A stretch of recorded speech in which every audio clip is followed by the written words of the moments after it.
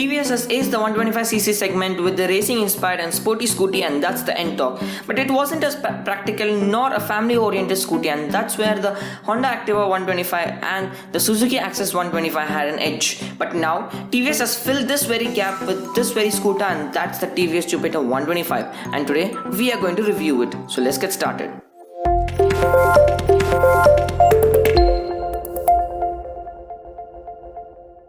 So let's check the styling and features of the TVS Jupiter 125. On the styling part, you get the typical family scooty vibe, and that's the large apron dominating the front with chrome elements, indicators and DRLs integrated right into the apron.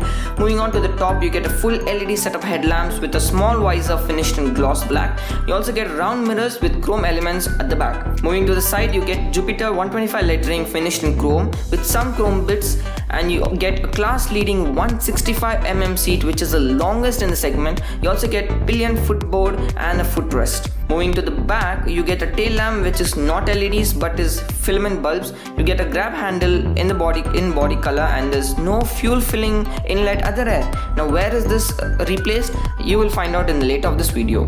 Moving to the down part, and that's the alloys. The alloys are finished in black and silver elements, which are 12 inches for the front and 12 inches for the rear as well. On the braking department, you get a disc brake which is 220mm disc brake for the front and a drum brake at the rear. On the suspension department, you get a telescopic suspension for the front and monoshock suspension for the rear. And all of these count to a ground clearance of 163mm. Moving to the dimensions, including the length, which is 1852mm with a width of 681mm with a height of 1168mm and a wheelbase of 1275mm. Moving to the engine, you get a 125cc engine which is a 8 brake horsepower with 10.5 Newton meters of torque. Now this is an air-cooled engine and is paired with a CVT automatic gearbox.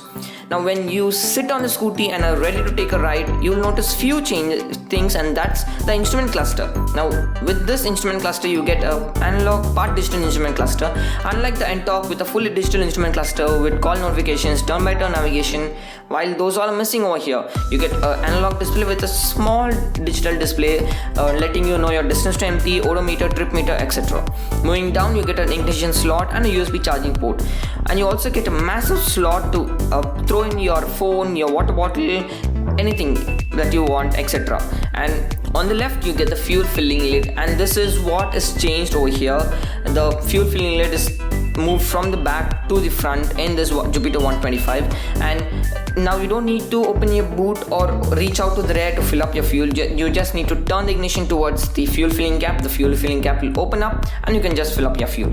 Now since the fuel filling cap is moved to the front, even the tank is moved from the boot to the floorboard. And safety wise, TVS has a promise that this is safe, and the safety precautions taken, that is, the tank is made of steel and is placed between two bars in of the chassis and is well padded, so in case of crash it should not be a problem.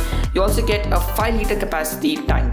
Now moving on to the boot. Now since the fuel tank is moved from the boot to the floorboard, you get a massive boot space of 33 liters and can fit up to full-size standard helmets. You also get a small boot light which is LED. So this was a full review of the Jupiter 125, and I guess this can dominate the 125cc segment as its elder brother, but the competition is at stake. Activa has its own advantages, Access has its own advantages. Near in the future, we have to see what happens. So this was a full review. For more info, review and comparison of cars and bikes, check out our channel Cars United India. Thank you.